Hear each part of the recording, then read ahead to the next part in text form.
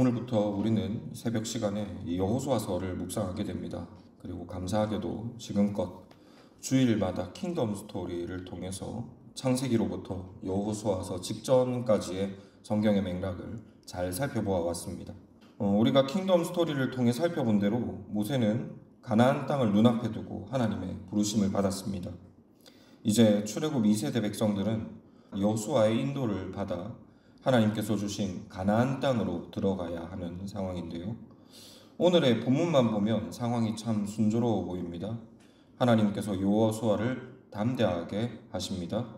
그리고 백성들의 일부이긴 합니다만 그들도 여호수아에게 순종하며 그를 오히려 담대하게 합니다.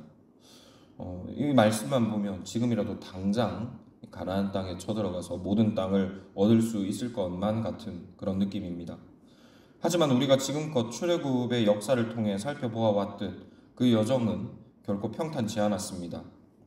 애초부터 이스라엘은 자신을 구원하신 하나님을 신뢰하지 못했죠. 하나님께서 10가지 재앙을 내리시는 동안에도 그들은 하나님을 불신했습니다. 홍해를 건너는 그 순간까지도 이스라엘은 차마 입에 담지 못할 말들을 쏟아내며 하나님을 원망했습니다. 그리고 이것은 홍해의 구원 사건을 경험한 이후에도 매한가지였습니다. 저들은 모세가 십계명을 받아 내려오는 그 순간에도 금송아지 우상을 숭배하고 있었고 하나님께서 주시마 약속하셨던 그 가나안 땅을 눈앞에 두고서도 하나님과 모세를 원망했습니다. 이후에도 이스라엘은 끊임없이 하나님과 모세에게 반역했고 이와 같은 이스라엘의 불신앙은 세대가 지나도 변하지 않음을 우리가 살펴보았습니다. 우리가 얼마 전에 킹덤 스토리를 통해 살펴보았던 대로 부모 세대들이 목마름 앞에서 드러내었던 하나님을 향한 불신앙과 무례함은 출애굽기 2세대에게서도 동일하게 발견되었습니다. 이제 곧 가나안 땅을 들어가야 하는 그 순간에도 여전히 이스라엘은 변함없는 모습을 보였던 것입니다. 이렇게 꾸준히 불신실한 이스라엘로 인해 온유함이 지면의 모든 사람보다 더했다 하던 모세마저도 좌절하여 낭망하기까지 이릅니다. 그리고 여호수아는 이 모든 이스라엘의 반역을 피부로 경험했던 사람입니다. 사실 그는 반역하는 이스라엘 앞에서 하나님의 신실하심을 주장하다 돌에 맞아 죽을 뻔했던 당사자이죠. 이런 배경을 염두에 두고 오늘의 본문을 보면 하나님께서 여호수아에게 강하고 담대하라라고 명령하는 것이 어색하지 않습니다. 사실 여호수아는 지금 믿음의 격려를 받아야만 하는 상황인 것입니다.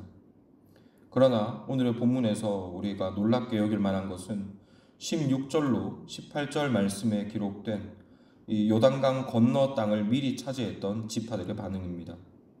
지금껏 이스라엘은 하나님과 모세에게 줄기차게 반역해왔습니다. 그리고 이는 얼마 전까지만 해도 마찬가지였습니다.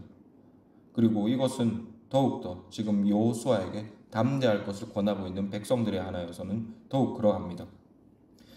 하지만 본문에서 여호수아가 하나님의 말씀을 전했을 때 이스라엘은 언제 그러했느냐 하는 듯 하나님의 말씀에 믿음으로 화답합니다. 오히려 여호수아의 믿음을 격려하기까지 합니다.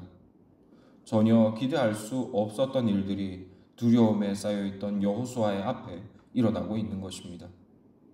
그리고 이와 같은 이스라엘의 변화는 믿음이 오직 하나님의 선물이라는 진리와 함께 하나님의 나라가 오직 하나님의 손안에 있다는 진리를 우리에게 교훈해 주는 듯합니다.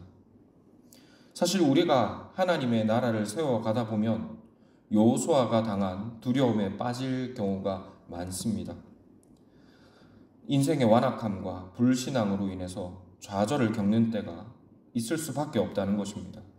때로는 우리가 돌보는 영혼들의 불신앙으로 인해서, 때로는 자기 자신의 불신앙으로 인해서 우리가 교회 위에 그리고 가정 위에 임하는 하나님 나라의 소망을 잃어버릴 때가 많이 있다는 것입니다.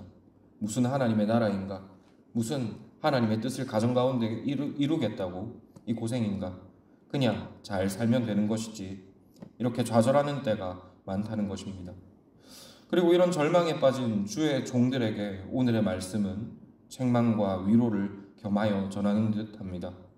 믿음도 하나님의 선물이요 나라도 하나님의 선물이니 낙심하지 말고 담대하라라고 말입니다.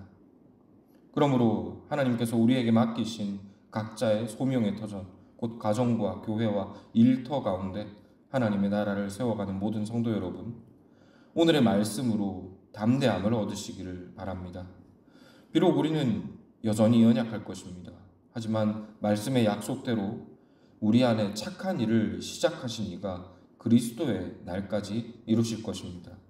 이것이 우리가 속한 하나님께서 보내신 그 소명의 터에서 여전히 담대하고 성실하게 주의 나라를 세워갈 이유입니다.